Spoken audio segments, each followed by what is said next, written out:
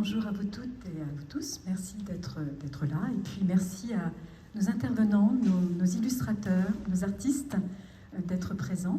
Rosie Hillier, Jean-Pierre Bayot et Aline Terpeau, que vous avez sans doute déjà croisés. Alors, illustrer le vivant, je voudrais qu'on se rappelle, à chaque fois que l'on regarde une image dans un monde où finalement l'image est partout, nous sommes même saturés, gavés d'images, qu'il y a toujours une histoire et quelqu'un.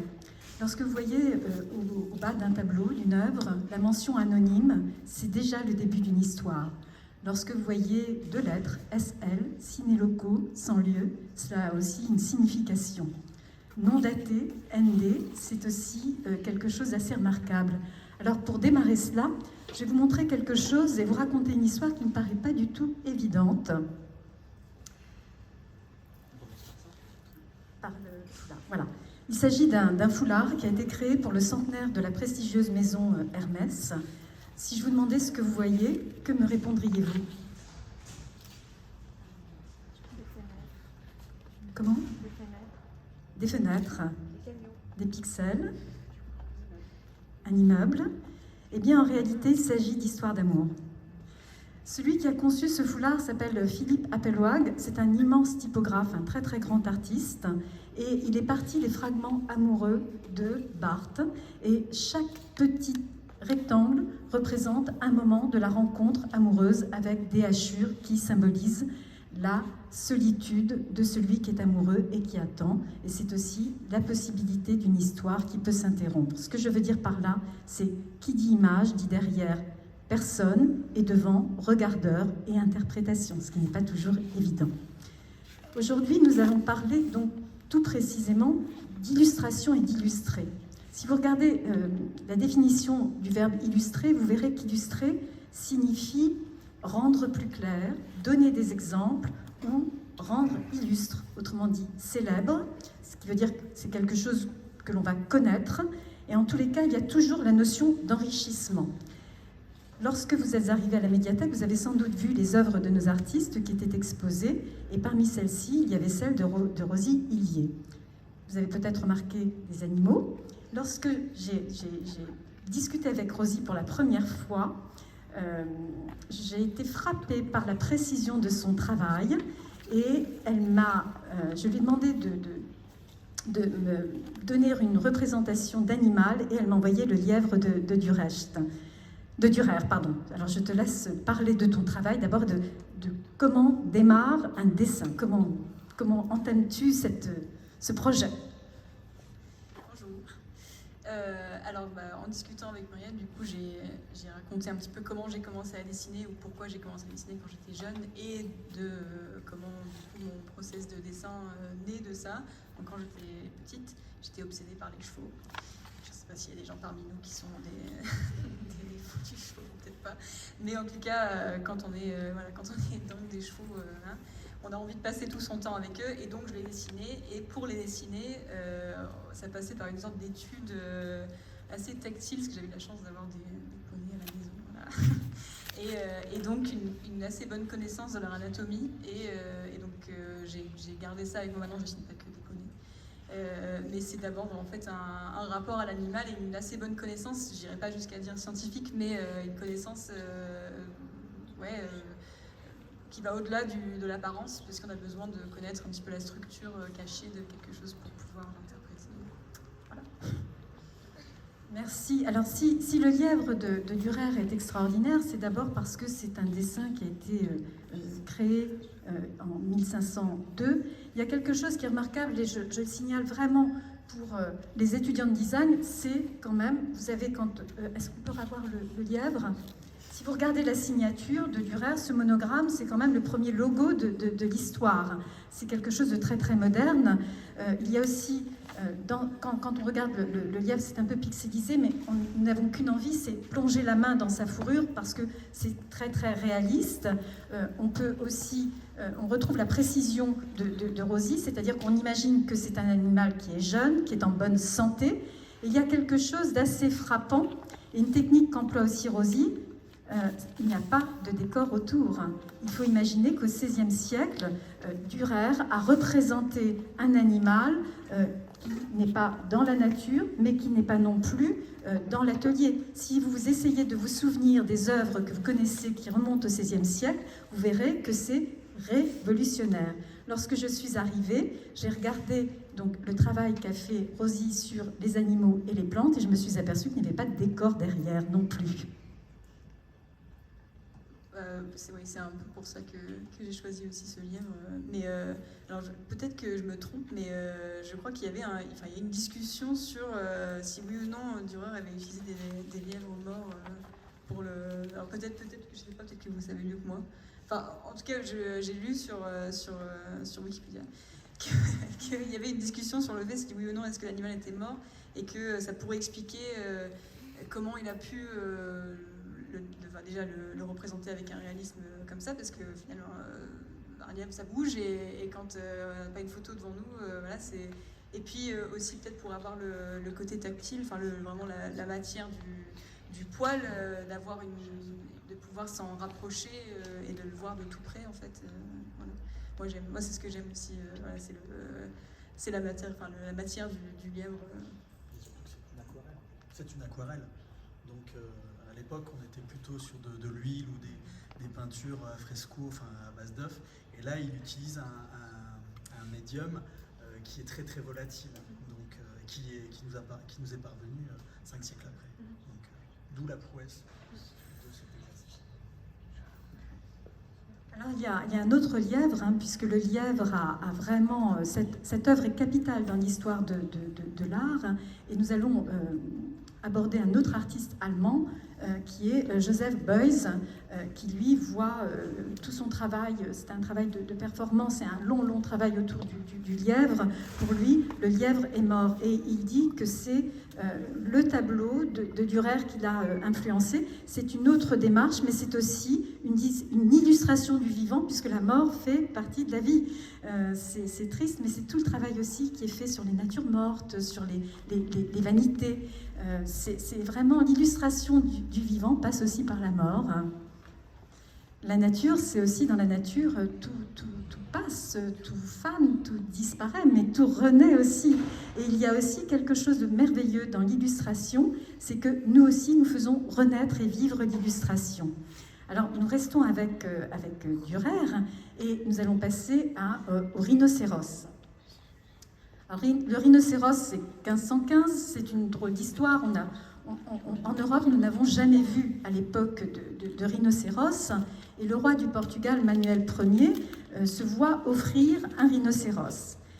Si vous relisez Pline l'Ancien fait se confronter l'éléphant, animal à cornes, et défense plus exactement, et le rhinocéros. Et quand Manuel Ier reçoit son rhinocéros en cadeau, il a cette idée incroyable que d'organiser un combat entre un éléphant et un rhinocéros. Dans l'assistance se trouvent des Allemands qui dessinent, croquent le rhinocéros, qui évidemment suscite beaucoup de curiosité. On trouve cet animal absolument monstrueux, et ces dessins, ces esquisses parviennent à Dürer, qui représente donc un animal cuirassé avec une queue d'éléphant. Et il y a quelque chose d'assez remarquable qui est cette espèce de corne qui n'existe pas en réalité, qui est torsadée et qui rappelle un autre animal mythique qui est la licorne, peut-être le bâton aussi de Saint-Bernard de Comminges. Et lorsque j'ai parlé de rhinocéros à Jean-Pierre, il m'a dit, je te laisse parler. J'ai dit que c'était mon animal fétiche, voilà. Tout simplement. Bon, j'ai vécu un moment particulier avec un rhinocéros, enfin graphiquement. J'ai passé mon diplôme d'architecte dans une salle où, à l'école d'architecture de Nantes, en fait, ce grand rhinocéros était dessiné sur un mur. Donc, pendant 20 minutes de torture, quand j'ai passé mon diplôme, j'ai vu ce rhinocéros. Ça m'est resté quand même assez gravé, voilà, c'est le cas de le dire. Et depuis, voilà, je m'intéresse graphiquement au rhinocéros. C'est un animal assez emblématique. Hélas, en voie de disparition. C'est pour ça qu'il est important encore de le dessiner, de lui garder une place un peu fétiche chez nous. Et donc voilà, après, en parlant de fétiche, j'ai quelques petits jouets d'enfants, les jouets Schleich, de la marque Schleich. Et donc tous les 2-3 ans, ils en sortent un. Donc j'essaye de l'acheter. J'ai eu la fâcheuse idée d'en laisser un même dans les mains de mes enfants, mais bon, voilà, avec les dégâts que ça peut occasionner. Voilà. Merci. Alors, ce dinosaure, ce rhinocéros, on le retrouve dans tous les ouvrages en Allemagne jusqu'en 1910. Lorsque on cherche des informations sur rhinocéros, c'est d'abord le rhinocéros de Dürer qui apparaît. L'image suivante. Pour revenir à Jean-Pierre, qui est un peu obsédé par les rhinocéros, j'ai pensé à celui de Dali. Celui-là, il y a une technique qui est celle de l'estampe. Si je dis ça, c'est quand vous allez sortir de la médiathèque, vous allez regarder 2 œuvres de Jean-Pierre, 2 représentations de nénuphars. Et lorsque nous nous sommes parlé, je lui ai, en regardant une de ses œuvres, je lui ai dit, tiens, là, c'est détrempé. Il m'a dit, oui, effectivement, là, c'est détrempé, et là, c'est une autre technique, c'est sec. Chez Dali, c'est exactement la même chose. C'est une estampe, et il y a ce rendu très, très particulier, c'est-à-dire que l'effet squameux du rhinocéros n'est pas le même du tout. Je te laisse parler de ta technique, peut-être, un petit peu. Oui, alors, Muriel parle à la fois d'aquarelle, de linogravure. Je travaille plus en aquarelle cette année. La linogravure, j'ai un petit peu mis de côté. Mais ça m'a permis d'explorer avec la linogravure plus la technique et le graphisme liés aux animaux, effectivement, en sortant un petit peu l'animal du contexte. Et souvent le poisson, enfin, les poissons sont des animaux très graphiques avec les détails des nageoires, des écailles, les reflets des yeux, toute la partie de la bouche, enfin, on peut appeler ça la bouche des poissons, les ouïes, etc. Donc tout ça se prête énormément avec la technique de la linogravure. Et l'aquarelle, à contrario, par opposition, c'est vraiment quelque chose qui nous emmène dans un territoire où c'est l'eau qui amène la surprise. Voilà, il y a une découverte au fur et à mesure de l'élaboration du dessin qui se fait, alors que la linogravure, on essaie de maîtriser. On reste maître un petit peu de la technique. L'aquarelle garde tout ce charme de la découverte après, quand ça sèche aussi, et de l'apparition de couleurs, de mélange de couleurs. Et là, quand on est content de son aquarelle, c'est assez satisfaisant. Et en plus, quand les autres sont contents, quand les regardeurs le sont, c'est encore mieux. Jean-Pierre parle de la couleur, et pour illustrer quelque chose, on peut prendre des couleurs qui n'existent pas dans la nature et de façon tout à fait paradoxale aller au plus près de la nature. Évidemment, nous ne pouvions pas parler d'art sans une femme artiste. Vous reconnaîtrez sans doute le travail de Niki de Saint-Phal. Elle a fait exister son rhinocéros sous plusieurs formes, mais c'est intéressant aussi d'avoir des couleurs et aussi de nous dire tout simplement ce que vous percevez de cette image-là par rapport aux autres.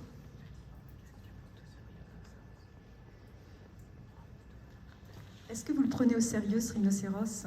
Il me fait penser au Rubik's Cube de mes enfants. Oui, il y a quelque chose de très joyeux, de presque enfantin dans cette interprétation-là. Ce qui est intéressant, c'est de voir que nous parlons toujours du même animal, mais que nous avons plusieurs représentations. Ce que je trouve assez drôle, c'est qu'on retrouve la corne sur le dos. Oui. Cette corne qui, effectivement, n'existe pas sur le dos d'un rhinocéros. Ça aussi, c'est magique de se dire que l'illustration, c'est vraiment un enrichissement. Et c'est vraiment la représentation de ce qu'est l'illustration, de ce que l'on peut mettre. Est-ce qu'une représentation précise montre une réalité aussi fine qu'une représentation inventée, interprétée, poétisée? Une question de 2 pages. Vous avez 4 heures. J'adore faire la prof méchante. J'adore. Voilà, ça c'est la marotte de Jean-Pierre. Et il n'y en a que 3. Il y en a un 4e, et c'est exactement le même que celui de gauche. Voilà. Mais parce que, en fait, c'est une gomme. C'est une gomme. C'est un designer qui a repris le rhinocéros de Dürer et on a fait une gomme. Je trouve ça assez fort de trouver dans un objet usuel et qui est éphémère, puisque la gomme, c'est fait pour s'effacer, d'avoir une œuvre d'art qui de la 2D passe en 3D et toujours pour du dessin. Voilà, on fait du dessin avec une œuvre d'art. Voilà. Moi j'ai trouvé l'objet en lui-même magnifique. En plus avec la réinterprétation en mettant du rouge, voilà, il aurait pu être très basique et mettre du beige comme le dessin de Dürer. Mais non, c'est du rouge, donc c'est un bel objet et il trône dans ma bibliothèque, dans mon cabinet de curiosité. Voilà, l'art opère plutôt une transformation de la réalité. L'œuvre n'est pas un outil de magie, elle est magie elle-même. La poésie, la révélation de quelque chose d'extraordinaire. C'est un entretien qu'a donné Giuseppe Pennon, qui est un grand artiste au Centre Pompidou en 2001-2002. Il y avait une très belle rétrospective. Et ça, c'est quelque chose qui doit changer notre rapport à l'image, à l'illustration. C'est important parce que ça n'est pas spontané, ce n'est pas une démarche spontanée de notre part. Et c'est important de le dire devant des artistes. Voilà. Alors, Gombrich explique, voilà, c'est exactement l'histoire du lièvre qu'il cite. Ensuite, il cite l'éléphant de Rembrandt, qui est aussi une interprétation de l'éléphant de Rembrandt. Je ne vous le montre pas parce que je ne vais pas vous garder non plus très longtemps, mais c'est exactement ce qui se passe avec notre rhinocéros. S'éloigner de la réalité, c'est peut-être une façon de nous rapprocher de la réalité et sans doute de marquer les esprits. Quand on parle du rhinocéros, qui est quand même un animal dont la survie est fragile, c'est important, semble-t-il. L'illustration peut aussi permettre de dire. Et là, c'est une histoire assez incroyable. C'est un rhinocéros qu'Adeline a croisé, mais je la laisse nous raconter.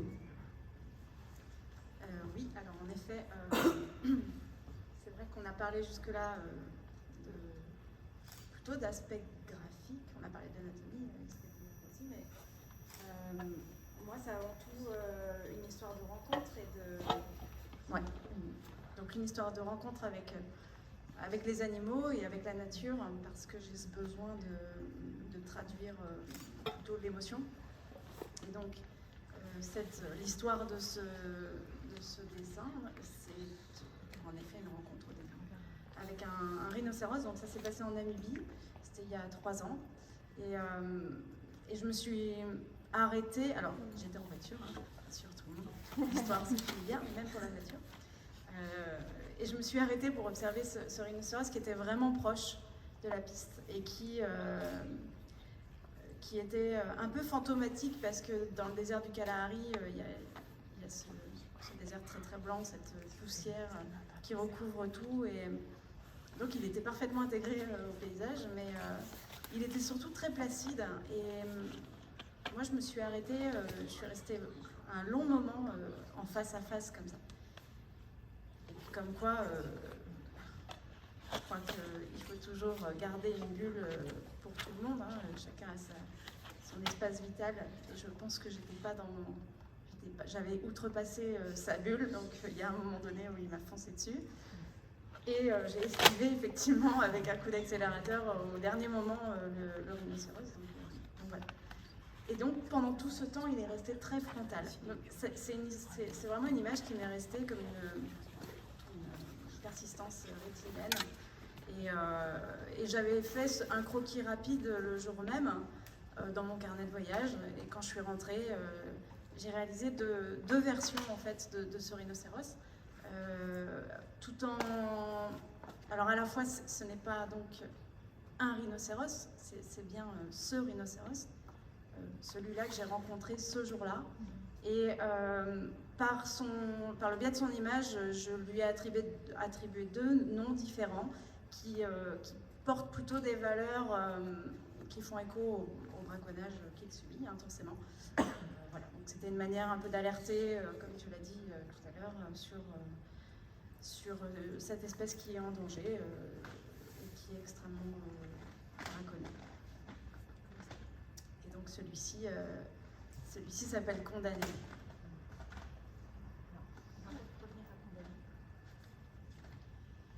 La démarche d'Adine est tout à fait différente de celle de Rosie ou encore de celle de Jean-Pierre, puisque Adine voyage et travaille in situ. Hein, c'est un petit peu ce mouvement plénariste. Rosie, ta démarche, tu passes par une recherche. Comment procèdes-tu? Là, en l'occurrence, c'est celui qui a affiché l'abécédaire que j'ai fait ici. En fait, moi, ça fait pas longtemps que j'habite en Bretagne. Et donc, c'est un truc que je voulais faire pour moi, mais aussi dans un but pédagogique, en fait. Parce que quand on arrive quelque part et qu'on ne connaît pas ce qui nous entoure dans la nature, et on a tendance à juste se dire c'est le décor, quoi. Et en fait, quand on doit dessiner quelque chose, on est obligé de passer par une phase assez lente, en fait, une sorte d'étude où on est obligé d'aller chercher le nom. Est-ce que celui-là est pareil que celui-ci? Je pense surtout aux oiseaux, en fait. Et donc, ma pratique de dessin, c'est surtout une sorte de recherche personnelle et une façon de mémoriser, parce que quand on dessine quelque chose, on regarde d'une façon... encore une fois, un petit peu scientifique, quoi. On est obligé de le décortiquer et du coup, le temps qu'on passe à faire ça, ça fait qu'on le retient, quoi. Donc du coup, les 26 espèces que j'ai dessinées pour l'abécédaire, du coup, je les connais par cœur. Et maintenant, tous les oiseaux de Saint-Malo, je les connais aussi. Ouais. Et je pense que le fait de les voir dessiner aussi, c'est aussi une invitation aux regardeurs de prêter un petit peu la même attention, parce que quand on est face à un dessin, on sait que quelqu'un a passé du temps. Voilà, c'est pas comme ceci, une photo, on peut passer du temps devant une photo, mais quand on voit une image dessinée, on sait qu'il y a du temps derrière, un petit peu comme ce que tu disais avec l'histoire, quoi. Il y a toujours une histoire derrière, et que du coup, par le dessin, on est aussi, nous, emmenés à regarder plus en détail ce qui nous entoure, et donc voilà, la biodiversité de la Bretagne.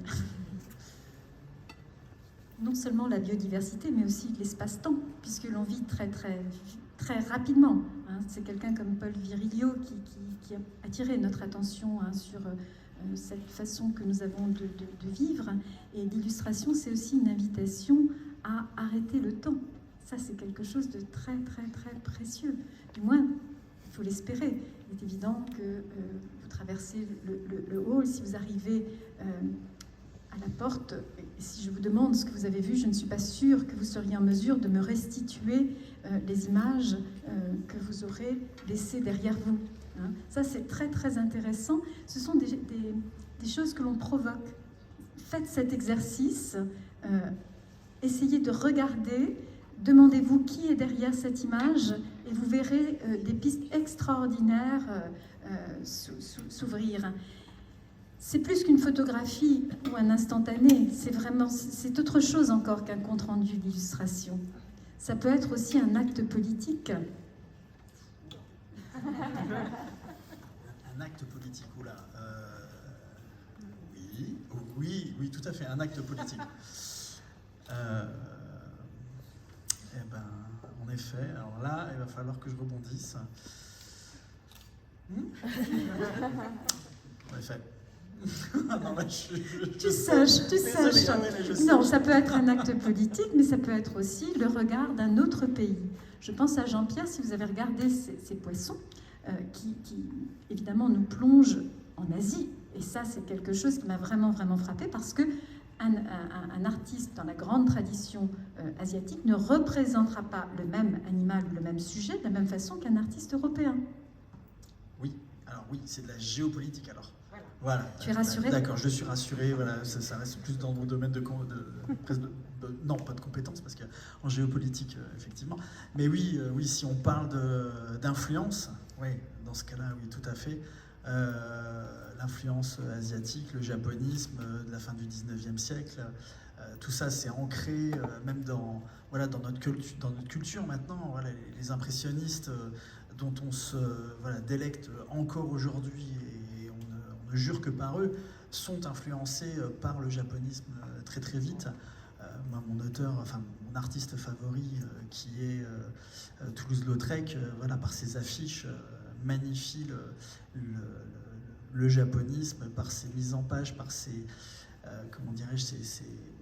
ces mises en scène d'artistes, ces cadrages un peu particuliers, hors cadre, plein cadre, une partie du cadre, une partie des personnages qu'il veut représenter, apporte un modernisme affolant.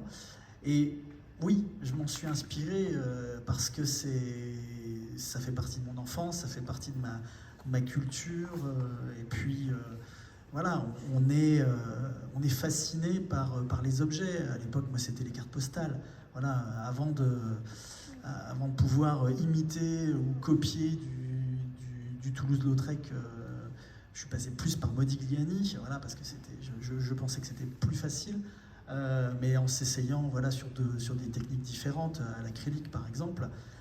Et puis, il y a eu la rencontre avec Mathieu Raméeux, qui lui aussi a fait son voyage au Japon dans les années, au début du XXe siècle, il me semble, juste après ou avant la Première Guerre mondiale, avec une documentation, une richesse, une richesse graphique et sociologique et ethnologique, et une représentation de la nature comme seule. Pour l'instant, moi, je ne vois que Mathieu Raméeux qui arrive à représenter d'une façon aussi magnifiée la nature dans toutes ses composantes, à la fois maritimes, terrestres, les forêts qu'il représente sont fabuleuses, et aussi l'aspect humain de cet artiste-là, qui a su représenter pendant la Grande Guerre des poilus d'une manière fabuleuse. Là, on n'est pas dans la nature, on est dans la nature humaine, et là, dans son travers le pire. Mais il est capable de faire ça. Et comme on s'inspire on va dire, pas des meilleurs, mais en tout cas, de ce qu'on a sous la main. Moi, j'ai découvert Mathieu Raméeux et j'ai découvert un trait qu'il arrivait à traduire grâce à la linogravure. Donc j'ai copié. Je suis désolé, mais j'avoue. Et c'est tellement satisfaisant, d'arriver au petit ongle de l'orteil d'un aussi grand homme, qui est en plus originaire de Bretagne, de Lamballe, donc avec un musée qui va bientôt ouvrir. On leur fait de la pub. Mais il faut visiter, il faut voir son œuvre avec des techniques fabuleuses, la gouache, la caséine, la linogravure, tout ça, ça participe à cette découverte géopolitique.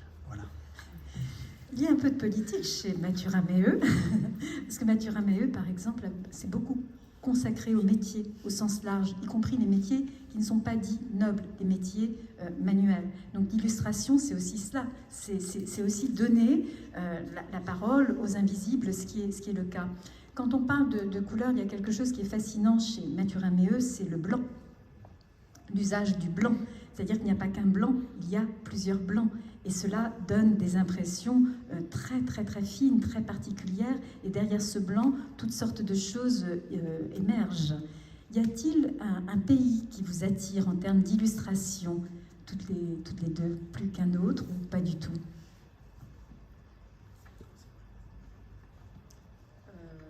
En fait, non, parce que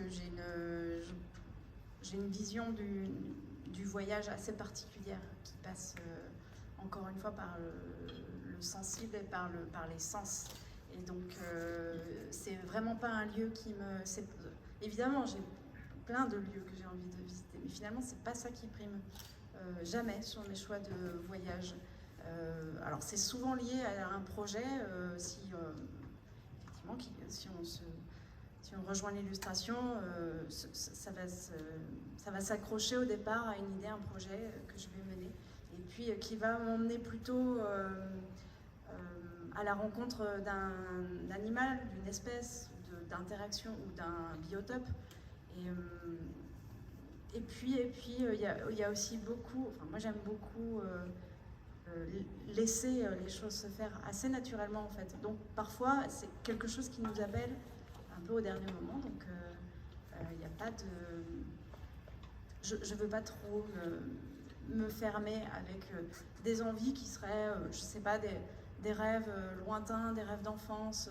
Je veux laisser les portes ouvertes en fait, à beaucoup de choses que je ressens et qui m'arrivent aussi de l'extérieur. Merci. Il y a quelque chose que j'aime beaucoup, un mot que Jean-Pierre a prononcé, et d'une certaine manière qui n'est pas très éloigné de ce que vient de dire Aline, c'est le mot copier. Tout à l'heure, vous avez sans doute vu, j'ai retenu une citation de Bouvard et Pécuchet de Flaubert. L'histoire de Bouvard et Pécuchet est absolument délicieuse. Ce sont deux copistes. On n'insiste jamais assez sur l'activité de Bouvard et Pécuchet. Ce sont deux amis, deux copistes qui se retrouvent. J'ai envie de dire que ce sont deux bras cassés, deux utopistes extrêmement sympathiques et qui donc vont utiliser le sens de l'observation pour essayer de se lancer dans un projet qui va se révéler être une vraie catastrophe, puisqu'ils vont vouloir renouer avec la nature en partant de l'image et des illustrations de la nature qu'ils ont reçues tout au cours de leur vie. Et je trouvais que ça, c'était vraiment très très important, puisque le thème de notre table ronde est quand même illustrer le vivant, et on peut le faire de 1000 manières. Hein. Là, il s'agit de littérature, mais rien n'est éloigné en définitive. Hein. Pour avoir écouté nos invités, je sais qu'il y a un long voyage, un long cheminement qui se déroule là-haut. Et ça, c'est vraiment très intéressant. Y a-t-il un pays qui t'a influencé, Rosie ? Alors, je ne le fais pas exprès, mais en fait, je dessine des cartes de vœux, je fais des petites choses en papeterie, des trucs comme ça. Et on me dit, enfin, la maison d'édition me dit ce que je fais, c'est tellement anglo-saxon. Et moi, je suis anglaise et je sais pas comment. Vraiment, c'est pas quelque chose que j'ai pas. C'est pas comme Jean-Pierre où c'est un style graphique que j'ai tenté de copier. Peut-être parce que j'ai baigné dans un univers visuel anglais. Mais donc du coup, voilà, je sais pas si vous êtes d'accord, mais on me dit que... D'ailleurs, ça c'est marrant parce que c'est un mot qu'on n'utilise pas dans le mot anglo-saxon, mais on me le dit tout le temps. On me dit tout le temps, c'est anglo-saxon. C'est un peu comme si on appelait les Français les Gaulois, mais voilà. Donc je dessine dans un style très anglo-saxon. Il y a évidemment en Angleterre un rapport à la nature. Vous avez tous vu les films de James Ivory et vous êtes sans doute émerveillés devant cette nature. Et nous allons passer à un autre dessin de Dürer que je trouve vraiment, vraiment fascinant, qui est La Grande Touffe d'herbe.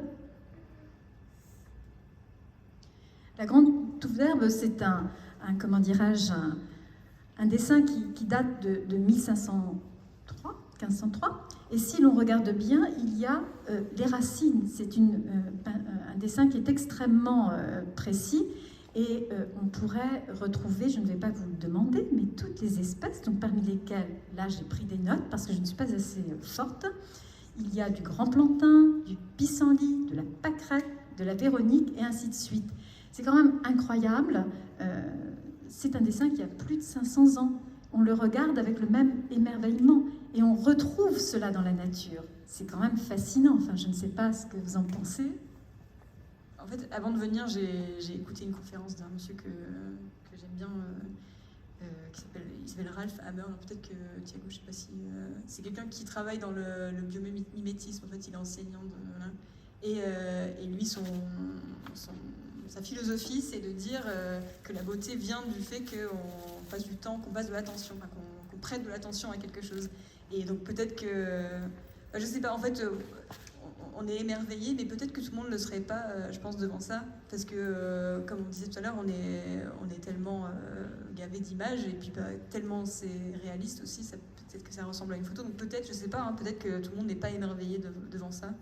Mais dans notre discussion sur le fait d'illustrer le vivant, le fait que quelqu'un ait passé suffisamment de temps pour traiter individuellement chacune des espèces, etc., et qui a rendu ça dans une aquarelle en plus aussi réaliste, et bah, ça crée de la beauté là où là ça pourrait être au coin de la rue, quoi. C'est pas donc moi je trouve ça très beau, je trouve ça merveilleux, mais voilà, je voulais juste dire que peut-être que tout le monde ne le trouverait pas sans l'histoire qui va derrière, quoi. On a aussi cet aspect alors, vraiment naturaliste, quasi scientifique chez Dürer, et on reconnaît voilà, maintenant avec les noms bien précis, les noms latins, chaque espèce, enfin chaque graminée de cette aquarelle-là. Mais c'est aussi c'est un petit peu d'immortalité qu'on touche du doigt là, sur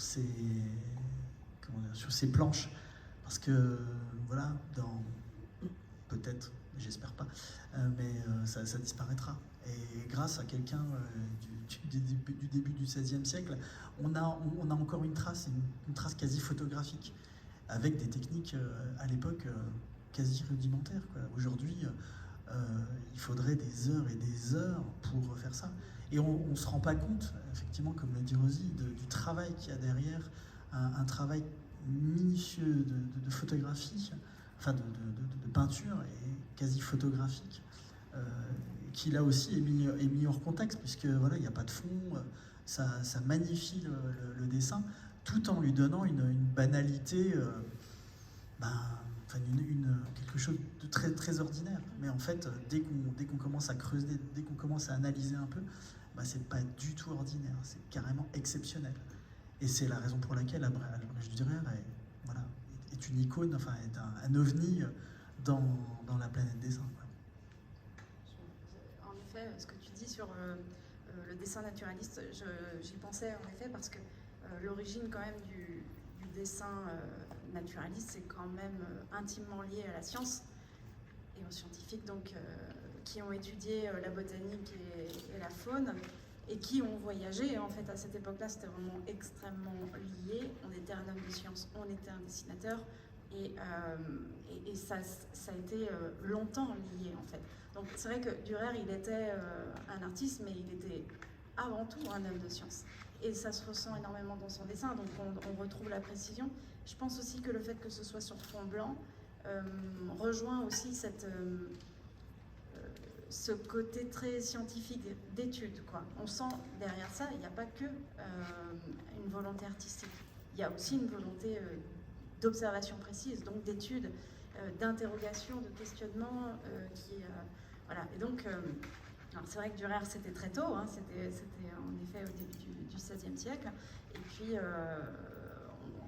moi, je pense à un artiste qui pour moi résume extrêmement bien ce lien entre art et science, qui est Ernest Haeckel, qui avait fait effectivement de la nature, alors de l'invisible, hein, pour le coup. En plus, lui, il a étudié les hydrozoaires qui sont donc vraiment minuscules, et qui nous a donné des planches absolument sublimes qui ont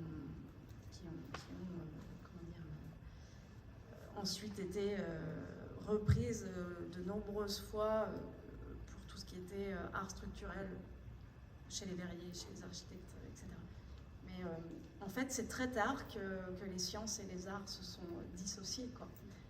J'ai l'impression qu'aujourd'hui, c'est quelque chose qu'on commence à retrouver, que beaucoup d'artistes naturalistes sont des passionnés de la nature et sont des connaisseurs, parce que forcément, il faut passer du temps, il faut être au contact de la nature, il faut observer.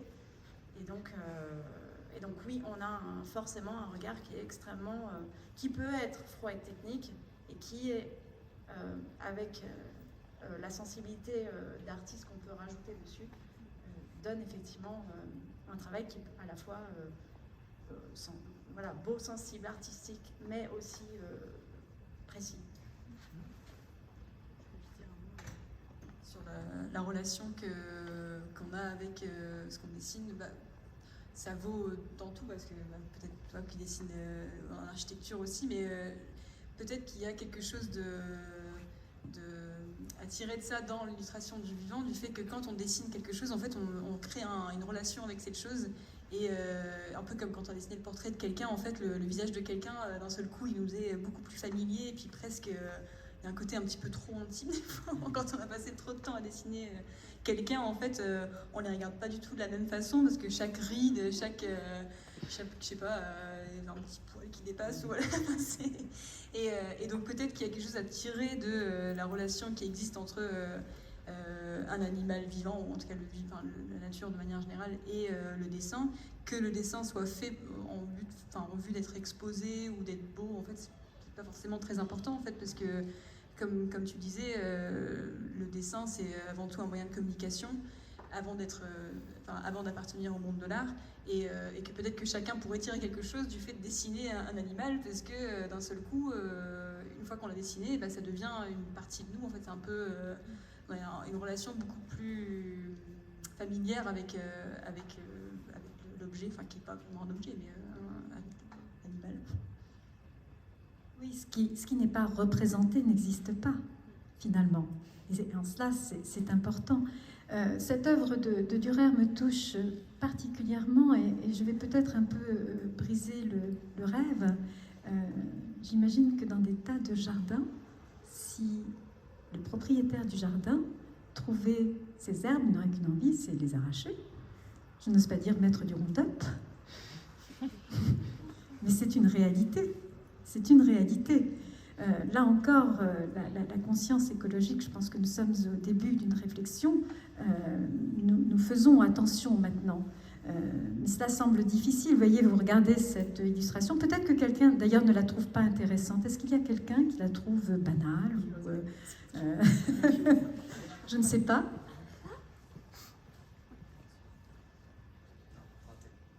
J'irai voir tous les jardins de la région. Mais c'est intéressant, vous voyez. Il y a cet aspect de formation du regard aussi qui est important, parce qu'on vient d'en parler pendant 5 minutes, on vient de mettre en lumière, et illustrer c'est aussi mettre en lumière. C'est la même racine. C'est la même racine.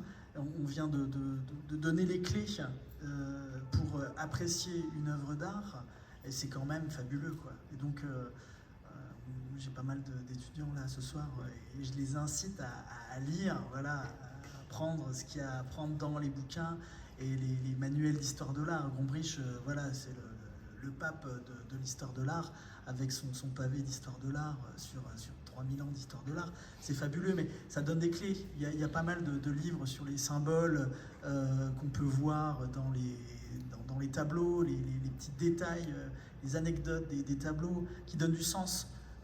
Et tout ça, ça fait apprécier. Et je ne suis pas un grand amateur d'art contemporain, loin de là, mais au fur et à mesure de mes lectures, de mes découvertes, j'apprends à comprendre un petit peu le déclic qui a fait qu'un Pierre Soulages fait que du noir, ou un Buren fait que des rayures. Voilà, c'est des choses assez simples, assez sommaires, mais qui donnent des clés de lecture et qui permettent non seulement d'avoir un petit peu de culture et donc de rayonner un petit peu en soirée, mais voilà, mais pour sa culture propre. Et puis voilà, quand on parle de copie, quand on parle d'adaptation, quand on parle d'illustration et quand on parle de faire, parce que le dessin, c'est pas non seulement regarder, c'est aussi prendre le crayon et puis voilà, de faire. J'incite mes étudiants aussi à dessiner énormément et pas qu'en cours. Voilà, c'est surtout ça. Voilà, c'est pas prendre son téléphone portable et prendre une photo qu'on regardera une fois tous les 36 du mois. Voilà, c'est faire quelque chose de soi. Il y a un rapport artisan, il y a un rapport à l'artisanat, il y a un rapport au savoir-faire qui est important. Voilà. Et un rapport à la vie. Hein. Dans l'histoire de l'art, on n'a pas toujours laissé de la place à la vie, au vivant, oui, mais pas à la vie. Si vous prenez les tableaux du Caravage, Caravage a vraiment déclenché un scandale parce que il représentait des personnages avec la plante des pieds sales, des fruits qui étaient en train de pourrir ou qui étaient gâtés ou abîmés, et on avait une vision tellement élevée de l'art que cette représentation-là était presque insupportable. Or, cela fait partie du vivant aussi. Et c'est intéressant de voir que, comme le dit Jean-Pierre, ce n'est pas une relation qui est neutre. Le regardeur fait une longue partie du chemin. Et en tant que pédagogue, nous vous invitons naturellement à avoir cette vision qui est beaucoup plus fine, mais qui vous servira aussi pour beaucoup de choses. Là, nous parlons de plantes. Je suis persuadée que ce soir, si vous passez devant un jardin, vous ne regarderez pas l'herbe comme ce matin, et tant mieux. Si vous entendez parler de rhinocéros, sans doute aurez-vous une autre approche. J'ai fait une expérience, puisque ça fait une semaine que nous parlons rhinocéros. À un moment donné, je me suis dit, mais un rhinocéros, ça a combien de cornes? Et j'ai dû aller chercher une photo toute bête pour me souvenir, me rappeler à quoi ressemblait un rhinocéros. Et ça, c'est vraiment très, très, très important. C'est-à-dire que l'illustration dépasse largement la notion de bon goût ou de mauvais goût. Ça, c'est important. Est-ce que lorsque vous apprêtez à créer, vous posez la question du bon goût, du mauvais goût? Je suis peut-être la mieux placée pour parler de ça, parce que j'ai des dessins qui sont accrochés, qui sont peut-être pas forcément... comment dire? J'ai envie de dire beau, mais voilà, je ne sais pas si vous avez vu des dessins que j'ai réalisés quand j'étais étudiante, voilà, qui sortent un peu de l'ordinaire et peut-être qui sortent un petit peu des autres dessins qui sont exposés, même les miens.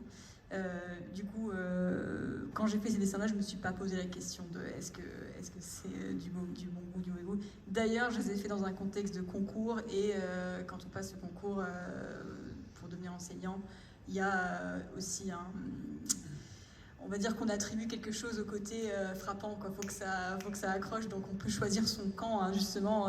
Moi, j'ai plutôt choisi le camp Caravage en me disant, bon, bah voilà, ma tactique, ça va être de donner quelque chose un peu qui sort de l'ordinaire, mais du coup, pour répondre à la question, non, je me pose pas vraiment cette question de savoir si c'est du bon ou du goût. Le goût, ouais, le bon goût, ouais. Alors moi j'ai une phrase, je dis tous les mauvais goûts sont à la nature, mais après on m'a parlé une fois du beau objectif, la beauté objective, et on m'avait donné juste un exemple, c'était la Joconde de Vinci, mais voilà, ce tableau a tellement d'histoire, a tellement de comment dirais-je, de présence, voilà, de par son artiste, de par le sujet, de par le mystère, de par la composition, de par le sourire énigmatique de ce personnage, qui on ne sait toujours pas si c'est un homme ou une femme, enfin bref, ça alimente encore si c'était Léonard de Vinci lui-même. Et puis voilà, c'est le tableau le plus célèbre du monde. Est-ce que ça en fait une œuvre de bon goût? Ça, j'en sais rien, parce que si on prend une œuvre du même artiste, qui est le Salvador Mundi, que je trouve pas forcément réussi. Là, il a vraiment raté son coup, c'est dommage, pour quelqu'un de sa qualité. Mais non, effectivement, je pense qu'un dessin d'enfant, enfin, je pense que le dessin de votre enfant qui a 3 ans et qui prend un feutre, qui va vous faire, voilà, 0 plus 0 égale la tête à Toto, ça va être magnifique. Je pense qu'il n'y a pas de... Il n'y a pas de beauté, je pense que tout est beau à partir du moment où il y a des sentiments, il y a une relation, il y a, voilà, il y a de l'énergie qui transporte la personne qui regarde et celle qui fait. Voilà. Alors, le bon goût, moi, je pense que ça appartient surtout à un instant. C'est quand même très, très lié vraiment à l'époque, et puis à la culture, même au lieu de vie. Donc les règles changent partout et tout le temps. Après, c'est vrai que la question du bon goût, elle se pose quand on essaie de l'animalier. Hein. Franchement, elle se pose. Parce que c'est une discipline difficile dans laquelle on peut tomber très vite dans le kitsch. Et donc oui, c'est des questions que je me pose. J'essaye d'y répondre en pensant composition, en pensant contraste, en pensant voilà, force ou douceur par rapport. On en a un petit peu parlé, mais je rebondis sur en fait l'empathie. Pour moi, c'est quelque chose d'important quand je dessine, c'est de mettre de l'empathie. Donc je dessine. Ma technique de dessin correspondra en tout cas au sujet et à la personne du sujet. Donc ça, c'est encore un autre enfin, quelque chose que j'aborderai pas ce soir, parce qu'on en aurait pour la nuit, mais en tout cas, oui, c'est difficile de faire de l'animalier sans tomber dans des clichés de représentation du kitsch, du mignon, du chaton dans un panier. Et d'ailleurs, j'ai envie de poser la question à mes amis illustrateurs qui sont là, est-ce que vous avez déjà essayé de dessiner un chaton dans un panier et que ce soit un dessin réussi, quoi. Enfin, je veux dire, un truc qui soit pas kitsch, quoi. Franchement. Ou des dauphins, rien que ça. C'est une espèce terrible. Comment on fait pour dessiner un dauphin sans tomber dans le kitsch? C'est vrai que c'est difficile. Et du coup, dans mon activité d'illustratrice, je fais des cartes de vœux pour une maison d'édition et j'ai à peu près liberté totale, à part sur le choix des animaux, justement. Et eux, ils demandent des chats. Ils veulent des chats, ils veulent toujours des chats. Moi, j'adore les blaireaux et j'ai plusieurs blaireaux et ils en veulent pas. Les souris, ils en veulent pas. Alors, du coup, on s'est dit, mais ils connaissent pas Mickey Mouse. Voilà. Les souris, apparemment, ça se vend pas.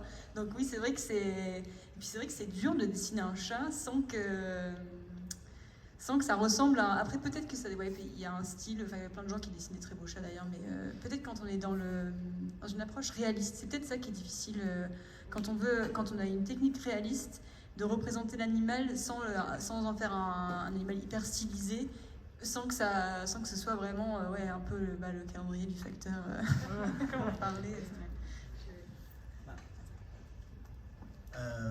Oui, j'ai dessiné mon chat, plusieurs poses, plusieurs points de vue. L'aquarelle, c'est l'avantage parce que c'est un chat-taille, donc c'est un siamois avec un museau un peu écrasé. Donc c'est facile à dessiner les contre-courbes, les courbes, c'est assez... Enfin, facile. Non, c'est difficile. Mais le moirage, enfin, le moiré de son poil, avec juste une couleur de l'aquarelle et en faisant juste varier la quantité d'eau, ça a donné des choses où j'étais assez satisfait. Mais ça reste toujours très graphique. Donc il y a du noir et une couleur, donc il y a deux couleurs. Et enfin, même si le noir c'est pas une couleur, mais bref, on va pas rentrer dans ce débat-là non plus. Mais voilà, après, oui, c'est très stylisé, donc ça reste une impression. Voilà. Après, le dessin réaliste, comme le dit Adeline, sans tomber dans le kitsch, c'est très très difficile. Voilà. Et là, après, faut mettre vraiment du sentiment. Et les dessins d'Adeline, il y a du sentiment et ça se voit dans les regards. Et vous prenez le regard d'un poisson mort, c'est vraiment totalement différent d'un regard d'un poisson vivant. Enfin, il y a quelque chose qui passe et c'est affolant. À quel point ça a même une incidence sur le vocabulaire. On parle de nature morte en France et chez les anglo-saxons, c'est une still life. C'est toujours vivant. C'est ça qui est fou. Donc on rend quelque chose mort alors que, effectivement, une fleur séchée, ça sèche, mais on a juste le temps on capte l'instant. Mais voilà, chez les Anglais, il y a quelque chose qui transparaît vers l'immortalité, encore une fois. Still life. Bon, je ne sais pas si j'étais dans le sujet. Non, mais tout à fait. Hein. Il y a à l'entrée de la médiathèque un poisson que tu as représenté. Si vous regardez son œil, il y a un adjectif qui me vient immédiatement à l'esprit qui est vitreux.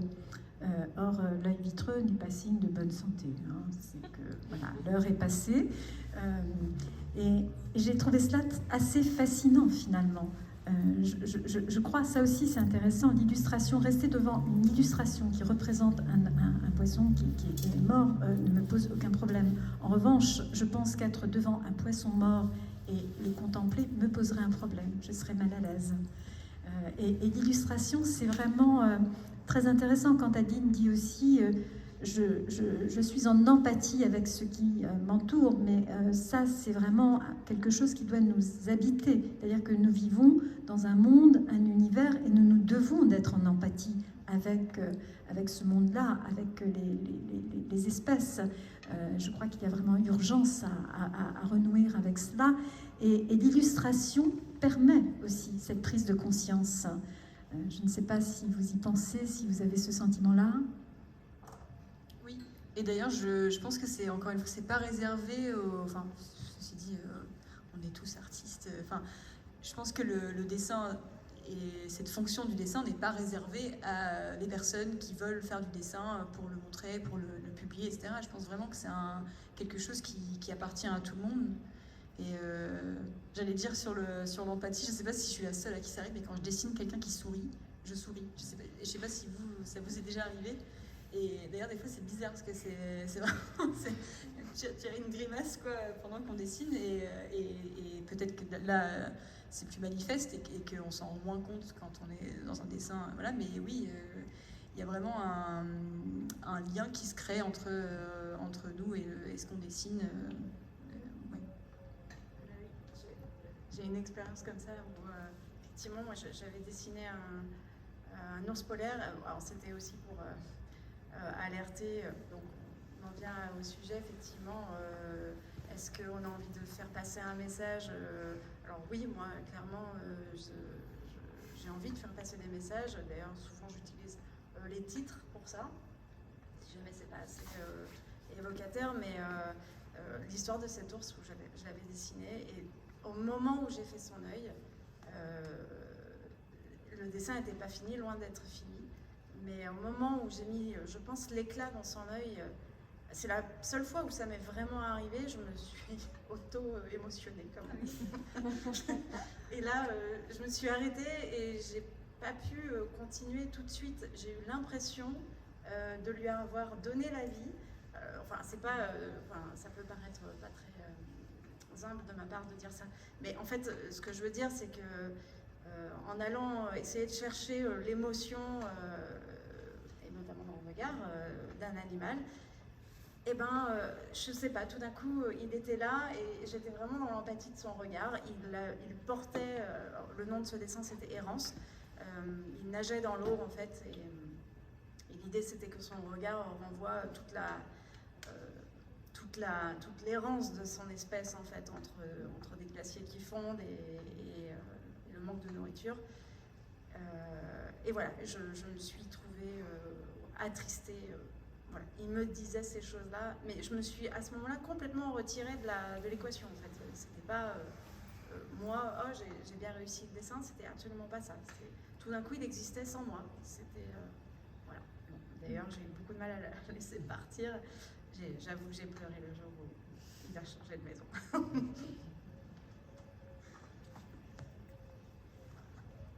Il peut y avoir une urgence à dessiner.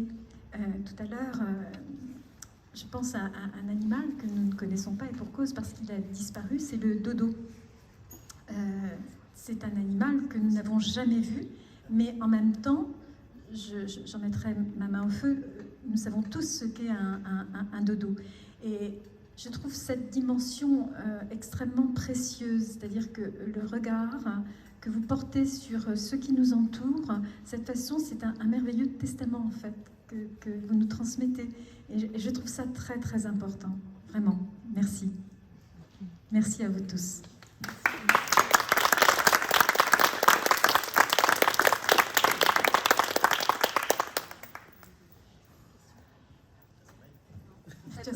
Non, mais le dodo, je n'avais pas vu que vous l'aviez sorti de la boîte. Moi, quand j'ai commencé à réfléchir sur le sujet, et notamment à Dürer, je me suis dit, tiens, c'est drôle parce qu'à cette époque-là, on ne connaissait pas le monde, on était en pleine phase de découverte. Et donc, Dürer, il a dessiné ce rhinocéros sans jamais l'avoir vu.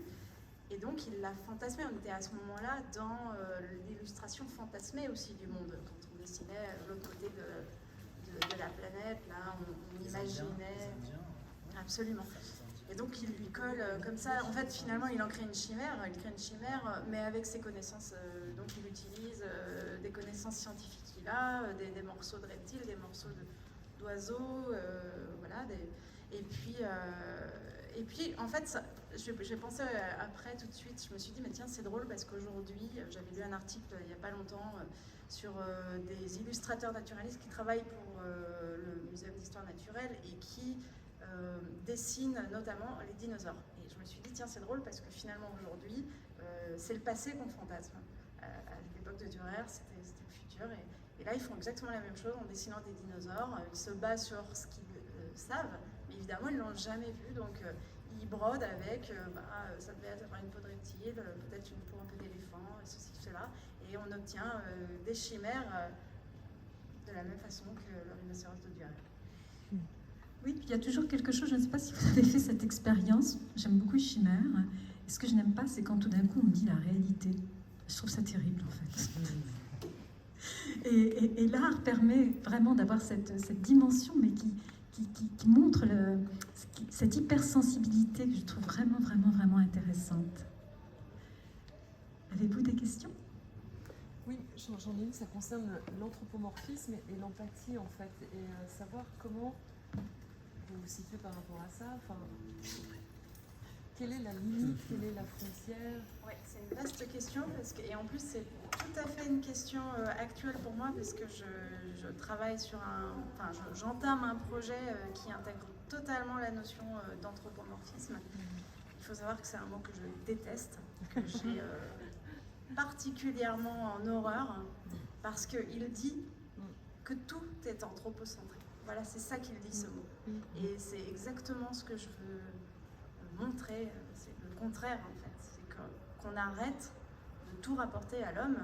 Pourquoi on n'attribuerait pas les choses qui ne nous appartiennent pas? Pourquoi on ne pourrait pas reconnaître les choses qui ne nous appartiennent pas?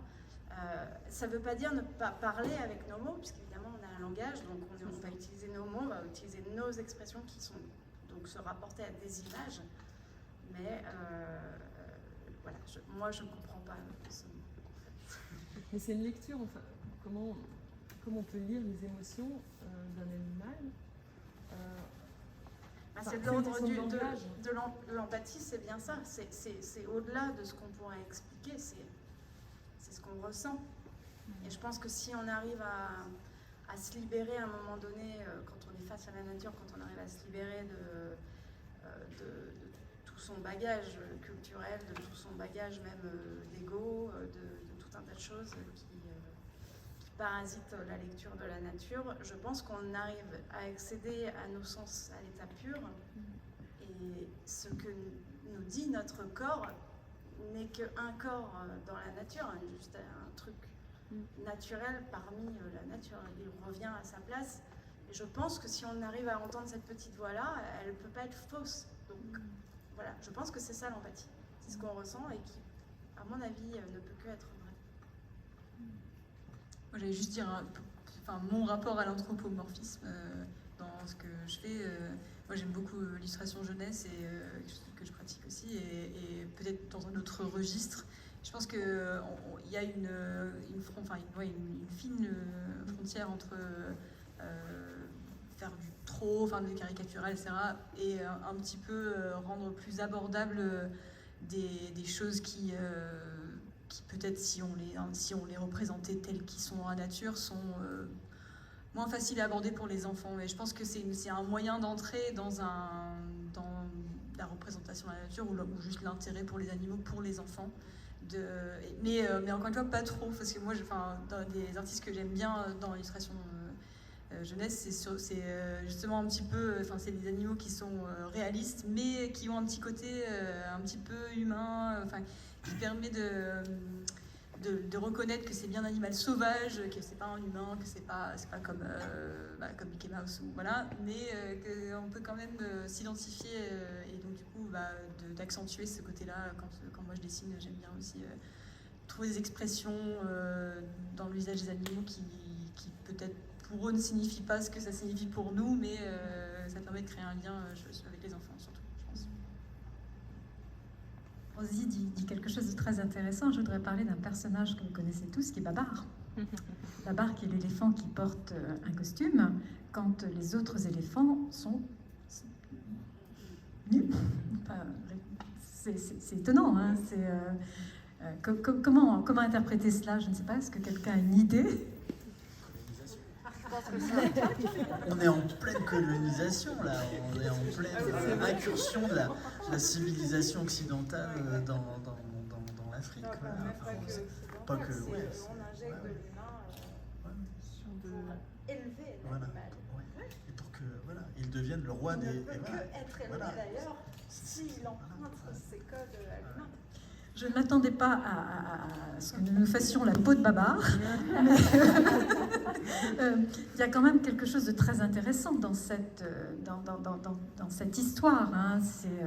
Babar est le roi des éléphants, donc par définition, il est supérieur aux autres éléphants, ceux qui sont dans la savane. Oui, en effet, là je ne peux que... Non mais on peut parler aussi du roi lion, hein, aussi, voilà, et puis toute la déclinaison, voilà, la déclinaison donc chez les illustrateurs et les fabricants de dessins animés pour la jeunesse, voilà, les fabricants de morale, ouais, tout à fait.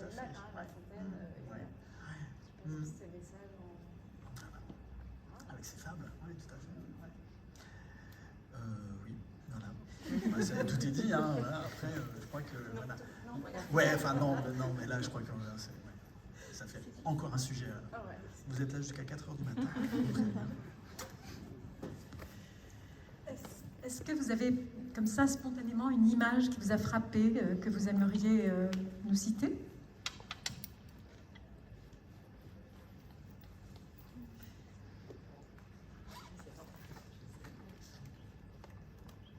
Rosie, quelle est l'image qui te vient en tête? L'image qui pourrait... Non, une image que tu aimes particulièrement. De toutes les images de la Terre.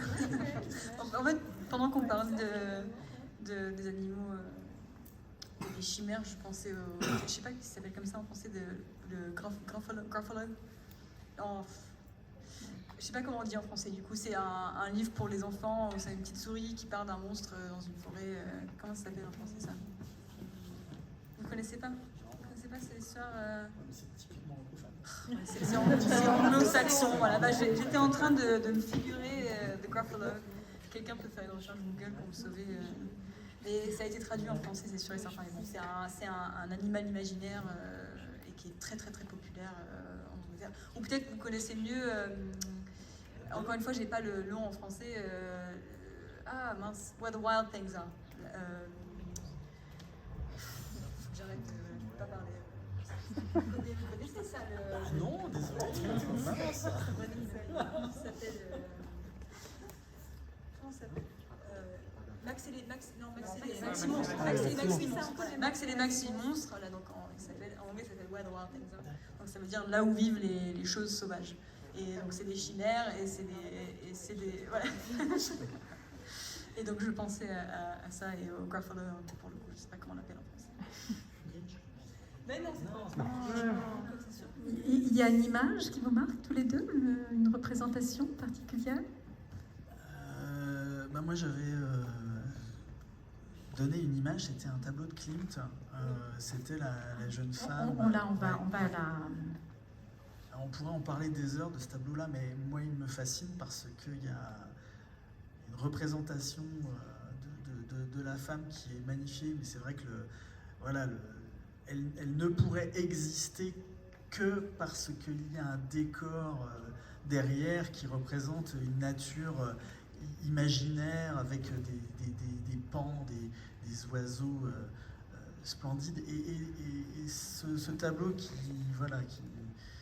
de Klimt, dont on a l'habitude de voir plus des dorures, des choses très très maniérées, très sécession viennoise. Et là, on a quelque chose d'inachevé qui lui donne un côté sensible et qui lui donne une vie particulière. Ce tableau, c'est vraiment une image qui n'est pas du tout naturelle, parce que là, on est vraiment dans de la déco, hein, voilà. Mais tout est fait et tout m'intéresse parce que il y a le côté japonais avec l'éventail, son kimono, son regard qui est perdu, et qui c'est pas.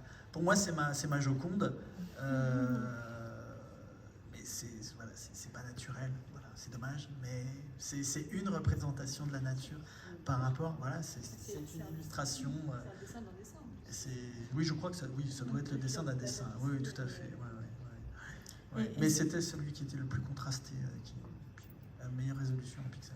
Et en même temps, c'est une allégorie et de la nature et du vivant, avec quelque chose qui est assez remarquable dans ce tableau. Si on observe le cou du modèle, qui est vraiment démesuré, Donc ça n'est pas quelque chose qui représente la réalité. Personne n'a le cou aussi long. Et en même temps, la longueur du cou, la courbe donne à cette femme une très très grande élégance et une très grande sensualité. C'est-à-dire que le trait qui n'est pas rigoureux apporte quelque chose, raconte une histoire, et c'est très net. Et en même temps, c'est une nature qui est joyeuse, qui est colorée, qui est riche. Et évidemment, nous pourrions passer beaucoup de temps devant ce tableau pour essayer de trouver dans chaque détail des nénuphars, la signification du nénuphar qui s'ouvre au petit matin, qui se referme le soir, ces oiseaux extraordinaires. Il y a aussi des plumes de paon avec toute la symbolique, l'oiseau aux ailes déployées qui évidemment est plus libre, et c'est vraiment l'incarnation même de la liberté, et ce regard vers l'horizon un peu songeur. Oui, c'est une merveilleuse image et un hymne à la vie superbe. Personne? Oui, c'est à mon tour, c'est pour les images. Parce qu'on a parlé d'aquarelle et parce qu'on a parlé d'empathie, je vais citer le meilleur artiste qui a représenté les paysages. J'ai nommé Turner, le maître de l'aquarelle. Et se retrouver devant un tableau de Turner, c'est pour le coup, c'est bluffant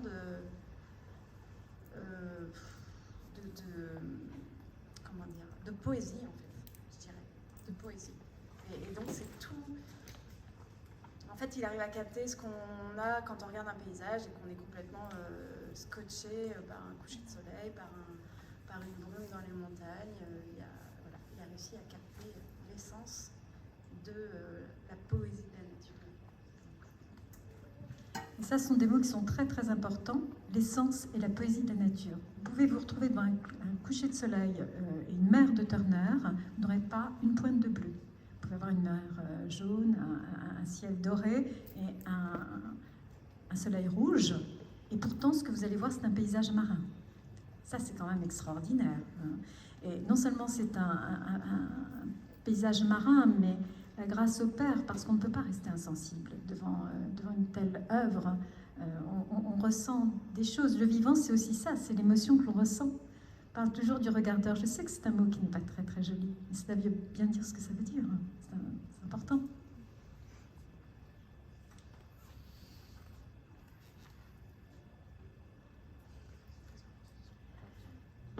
C'est la vie sous toutes ses formes, hein, parce qu'on sent que les gens qui sont en train de travailler ne sont pas dans une position très, très, très agréable. On sent la rudesse du geste, la fatigue, et derrière il y a cette nature.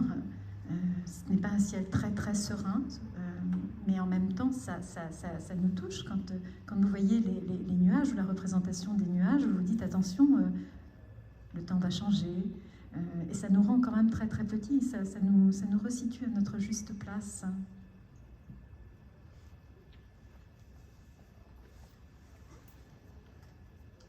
Moi j'avais pensé à une artiste, je ne sais pas si on peut le trouver, c'est Georgia O'Keeffe, c'est ma passion du moment.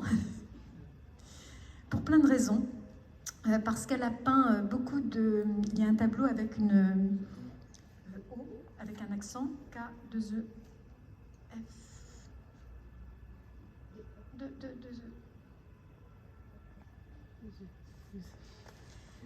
En pensant à Jean-Pierre, je voulais lui offrir les coquelicots de Georgia O'Keeffe. Alors, O apostrophe.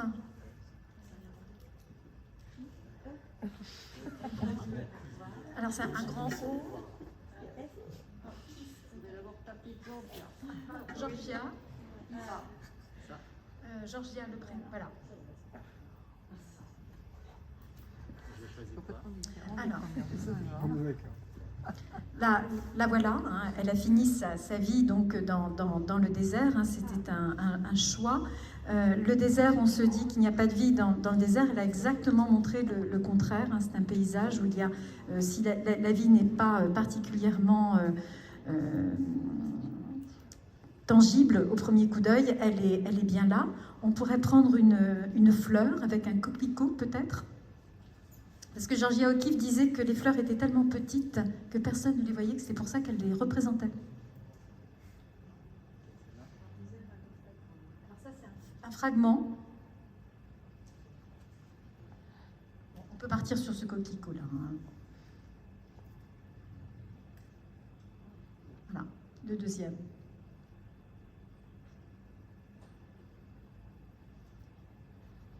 Voilà, c'est quand même assez époustouflant. Je ne sais pas ce que vous en pensez, Catherine. Georgia O'Keeffe n'était pas dans le désert, elle était dans le désert d'Arizona. Il ne faut pas imaginer les dunes du Sahara. Mais Georgia O'Keeffe était la femme, je ne sais pas comment ça s'appelle. D'un photographe. La femme de photographe Alfred. Et bon, elle fait partie de ces femmes qui ont cette première génération d'artistes contemporaines qui se sont vraiment affirmées en tant qu'artistes. Donc, qui se sont emparés aussi de sujets qui échappaient à l'histoire de l'art, qui était faite par des hommes pour des hommes pendant des siècles. Donc, c'est une époque où les femmes se sont emparées beaucoup de la photographie, parce qu'il n'y avait pas d'histoire véritablement, il n'y avait pas des siècles d'histoire de la photographie. C'est une raison pour laquelle elles se sont emparées. Et puis, après, il y a aussi toutes ces femmes qui se sont emparées de ces sujets qui étaient soi-disant féminins, les fleurs. Mais évidemment, elles ont déplacé, enfin dans le cas de Georgia O'Keeffe, c'est flagrant. Parce qu'il y a aussi la question du format qui a porté à ces sujets-là, qui ne sont pas des sujets majeurs. Il y a surtout la question du sujet noble et non noble, et puis comme vous évoquiez tout à l'heure, la question du goût et du mauvais goût. Ce sont des choses politiques et historiques, enfin, sociologiques et politiques. Catégorie du bon goût étant apparue au XVIIIe siècle, notamment en Angleterre, dans une forme d'aristocratie, de propriétaire terrien. Voilà, c'est quelque chose de très très politique. Mais Tout l'art étant politique. Hein. Tu as montré tout à l'heure comment apprendre l'histoire de l'art, un lièvre mort de Joseph Beuys. Si on est bien un artiste politique, c'était celui-là. Et s'il avait pris le lièvre, c'était Dürer, d'une part, c'est ça. Pas son mentor, mais c'est aussi parce qu'il avait tout un rapport au feutre qui est fait avec des poils de lapin qui lui avait sauvé la vie. Enfin, il y a toute une histoire dans le protocole de C'était pas un chameau le feutre? Je pensais que c'était du poil de chameau. Non, c'est du poil de lapin. Ah ouais. de lapin. C'est mon professeur de l'art qui sait ça. Oui, je crois pas. Non, mais c'est le poil de lapin et il a fait tout un travail autour du feutre qui est quelque chose autour de la graisse qui est quelque chose qui protège. Et après, on rajoutait le cuivre qui était un conducteur. Donc ça, c'était ces matériaux privilégiés.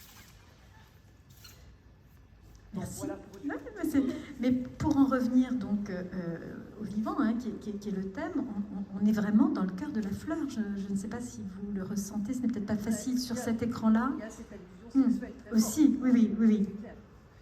Mais on distingue les pistils, la matière des pétales, c'est assez incroyable. Hein.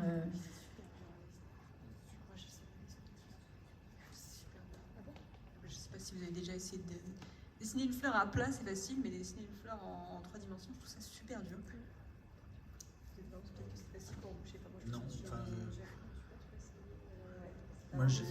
moi j'ai transformé. Ouais. Moi je les transforme. Donc moi je suis parti, voilà, façon clé, Mondrian. Donc voilà. Ouais, et puis voilà, c'est par facilité, et puis aussi parce que je me suis intéressé au style de ces artistes-là. Mais effectivement, oui, il y a énormément de transparence aussi. Donc c'est très très difficile. La lumière et la technique. Ouais. Mais c'est les raccourcis aussi, ça c'est les pétales en raccourci. Ah oui. C'est ça que je trouve dur. Voilà. Oui, Du coup, les fleurs, j'ai mis pas. Mais ouais, l'équivalent européen. L'idée n'est pas de représenter la fleur dans le sens où on a pu la représenter dans l'encyclopédie de Diderot d'Alembert, par exemple, et puis on sait que Linné a fait des portraits de fleurs extraordinaires. Là, c'est véritablement. Enfin, Des gros plans. Alors, l'abstrait. d'abord, elle fait l'abstrait, un là. gros plan Ouais. tout simplement sur un sexe, sur un vagin. Voilà, c'est le rosebud. Voilà, en anglais on appelle ça rosebud. Donc il y a toute cette évocation chez Georgia O'Keeffe complètement, et d'ailleurs chez Stiglitz qui l'a photographiée elle de façon très sensuelle. Et puis c'est un travail de peinture, c'est-à-dire que c'est pas une question de mimésie, c'est de représenter des coquelicots de façon parfaite. Dans ce cas-là, on fait de la photographie, on fait de la vidéo. Là, l'idée c'est de faire un travail de peinture, c'est-à-dire de travailler la matière, de travailler la couleur, et de donner une idée de la fleur. C'était un peu le biais de Dürer, c'est pas tout le texte. C'est vrai qu'il y a une image qui est intéressante de Dürer, c'est une gravure où il avait mis au point un système de quadrillage, parce que c'est le début déjà, enfin c'est pas le début, c'est la continuation de la perspective, de la mise au point de la perspective linéaire. Donc il y avait tout un système. Et son modèle, c'est une femme. Et oui, voilà. Et puis, donc l'idée, à l'époque, l'idée c'était de représenter la réalité de la façon la plus mimétique possible. Ce qui est une chose qui avait disparu au Moyen-Âge, puisque bon, là on représentait les créatures divines, les créatures de Dieu. Avec une hiérarchisation des personnages Alors, en pas fonction seulement de leur les saints, rang. etc., mais c'est-à-dire que on évacuait le corps, on évacuait le divin. Alors que dans la Grèce antique, parce que quand tu évoquais des images, moi je donnerais une image qui n'existe plus. C'est un exemple, quand on fait court, c'est ça, c'est la mimésis. C'est le peintre. Alors il y a un appel qui reporte un contour du dessin qui fait le cercle parfait. Et puis il y a Xeuxis qui peint une grappe de raisin qui était tellement parfaite que les oiseaux venaient du tout. Voilà, ça c'est les. Donc il y a eu cette époque en Grèce antique où on avait ce trompe-l'œil. Lacan disait que la peinture c'était un don de regard. Ça dompte le regard. Et voilà. Donc Georgia O'Keeffe, elle n'est pas dans une fidélité au coquelicot. C'est une éducation. Elle ne sont pas au coquelicot parce qu'il est rouge aussi. Ça rentre aussi à sexe de la femme. Et il y a un dessin avec un crâne aussi. Ça, c'est pour Rosie. Un dessin de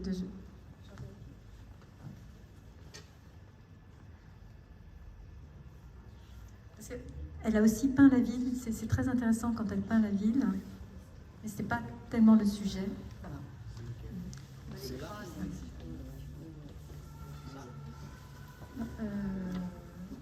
Non, celui. Alors ça, c'est intéressant, main et crâne, hein, puisque elle avait toujours un crâne comme ça. J'aime bien cette image. C'est vraiment pour toi. Et ensuite, on arrive à ça. C'est une très très belle image pour parler du vivant. Et ensuite, voilà, son obsession pour les ossements. Oui, puis regarde l'évocation. L'illustration, ce n'est pas neutre. Hein. Pas chez elle. Et en plus, ça, c'est les crânes qu'on retrouve dans le désert. Voilà. Donc, elle en avait chez elle, elle les trouvait en se promenant. C'est-à-dire pour moi, c'était important de terminer sur ce tableau, pour vous trois, quand je vous ai dit que je voulais faire le lien. Le paysage pour Adeline qui se promène, qui fait plus que se promener, je me moque d'elle. Les ossements pour Rosie, qui avait une voix très douce et qui me parlait de squelette au téléphone. Et les fleurs pour Jean-Pierre, hein, voilà, et ce rapport aussi à la beauté du monde. Voilà. Merci beaucoup. Merci infiniment.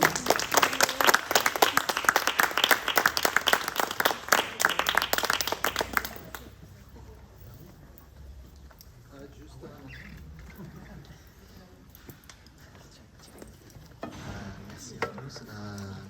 On avait prévu au tout départ de mentionner, et finalement on avait tellement de choses à mentionner. Adeline a lancé son livre sur son voyage dans les Cévennes. Donc il est dans les meilleures librairies de Saint-Malo, dans les pas de Stevenson. Voilà. C'est juste pour rappeler, c'était un des éléments de départ de la construction de cet événement, c'est-à-dire on cherchait à créer un parcours sur le rapport du design, la nature et la culture.